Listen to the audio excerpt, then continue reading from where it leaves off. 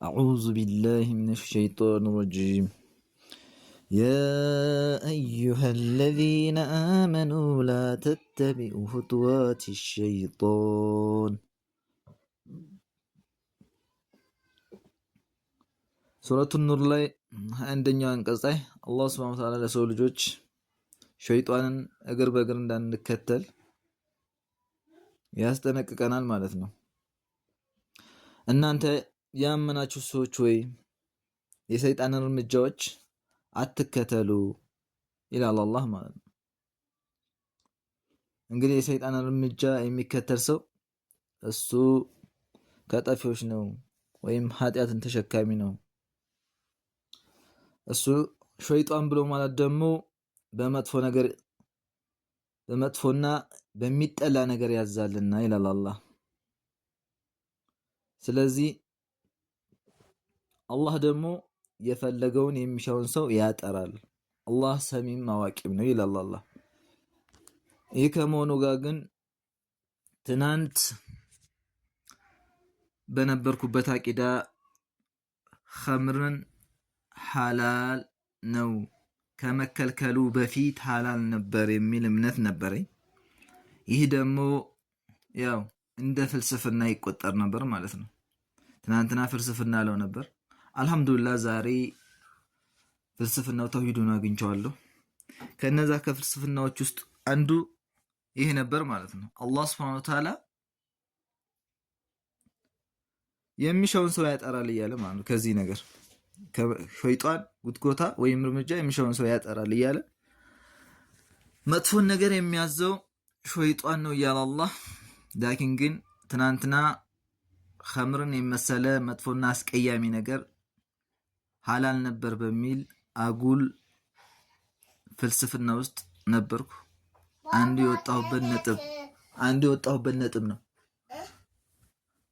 የወጣሁበት ወደ ጌታዬ የተመለስኩበት ነጥብ ይሄ ነው። ይህም በደንብ ሊታወቅ የሚገባው ትናንትና ፍልስፍና ስንል የነበረው ነገር ነው። ስለዚህ አላህ Subhanahu Wa Ta'ala አስቀያሚና አጸያፊ ነገሮችን ለሰው ልጆች አይፈቅድም።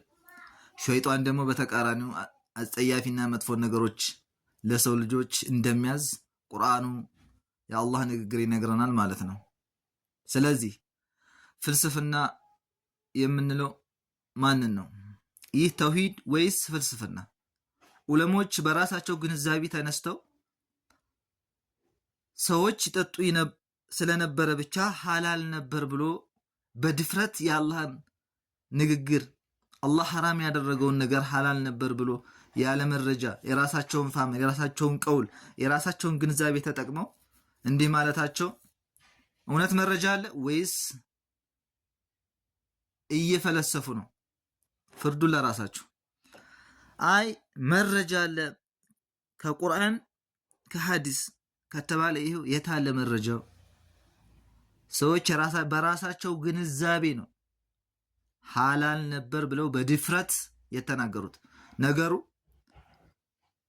አላህ ሊያነቃው የፈለገ ሰው በተለያየ ነገር ያነቀዋል። ግን ሊያነቃው ያልፈለገ ደግሞ አይነቃም። ምክንያቱም መንቃት ስላልፈለገ።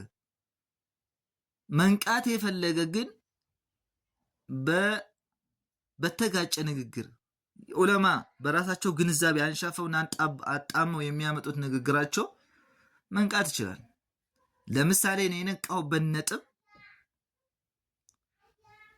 አላህ Subhanahu Wa Ta'ala ምድርን ሰማይን በ6 ቀን በውስጡ ያለውንም በ6 ቀን ፈጠርኩት እያለ ዑለማ ተብየው ግን በ7 ቀን ብሎ መናገሩ ይህ ታላቅ ዑለማ ሶሂህን እንጂ ዶኢፍን አይዘግብም ተብሎ የሚወራለት ሶሂህ ሙስሊም ይህን በመናገሩ እስካሁን ተምረናቸው እየመረናን ውጠራቸው የነበሩ ሐዲሶችን እንዲተፋቸው አድርጎኛል።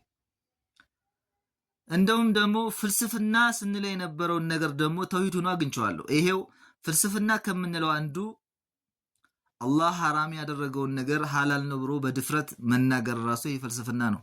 ፈላስፎች እነማን ናቸው የሚለውን በደንብ ልታውቁት ይገባል። ፈላስፎች ይሄ ዑለማ ተብዮች ናቸው። ፈላስፎች የአላህን ቃል አንጋደውና አጣሙ የሚፈስሩ ስለዚህ ልንነቃ ይገባል ማለት ነው። እያንዳንዷን ነጥብ አይተን እንደው ለመናገር ከምንቸኩል ምንድነው እየተባለ ያለው ብለን በደንብ አጥንተንና አስተውለን ብንናገር የተሻለ ነው። ካልሆነ ግን ወላሂ አላህ ፊት ነገ ዋጋ ያስከፍለናል። ወይም ደግሞ ለመጥመምና ሩቅ ጥመትን ለመጥመም ሰበብ ይሆነናል። ቁርአንን እኮ ለመካ ሙሽሪኮች ረሱል ሰለላሁ ዐለይሂ ወሰለም ሲያነቡላቸው ምን ነበር የሚሉት? ይህ በእርግጥ የቀድሞቹ ተረት ተረት ነው ይሉ ነበር። ቁርአንን እኮ የአላህን ከላም ማለት ነው። የአላህን ከላም ሲያነቡላቸው ይህ እኮ የቀድሞቹ ተረት ተረት ነው ብለው ረድ ያደርጉ ነበር። አሁንም ወለም የኩን ለሁ ኩፉወን አሐድ፣ አላህ አምሳያ ቢጤ የለውም፣ አላህ ማንንም አይመስልም እየተባል ላኪን ግን ማለት ነው ያን ሁሉ ሰርዘ ነው አላህ ረሱል ሰለም በህልም አይተውታል። ምን በሚል ወጣት በሚዝመር ወርቅ ጫማ አድርጎ የተንጨባረረ ጸጉር። የነብይ ህልም እኮ ወህይ ነው።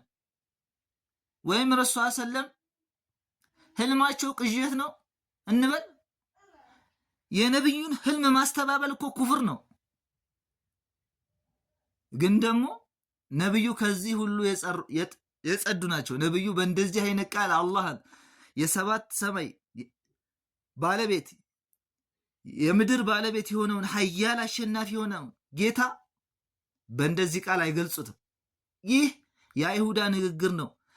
በተውሂድ ግንዛቤ እንኳን የወረዱ የሆኑ ሰዎች እኮ ይህ ከቁርአን ጋር ይጋጫል ብለው የጣሉትን ሐዲስ ወይም ደግሞ ይህ ሰነድ የሌለው የአይሁዳ ንግግር ነው ብለው የጣሉትን ሐዲስ እኮ ነው እኛ ሶሂህ ነው ብለው ሶሂህ ነው ይሄን ያልተቀበለ ካፊር ነው በሚል የተማር ነው። ምንን ስተን ይዘኔ የመጣነውን መርህ ስተን ለይሰ ከሚስሊ ሸይን አላህ ማንንም ምንንም አይመስልም ብለህ አምነህ እምነት ገንብተህ መተህ ስታበቃ እዚህ ጋር ግን አይ በህልም እንደዚህ አይቷል። የነብይ ህልም እኮ የግለሰብ ህልም አይደለም። የነብይ ህልም የረሱል ሰለም ህልም ማስተባበል ኩፍር ነው፣ አለመቀበል ኩፍር ነው።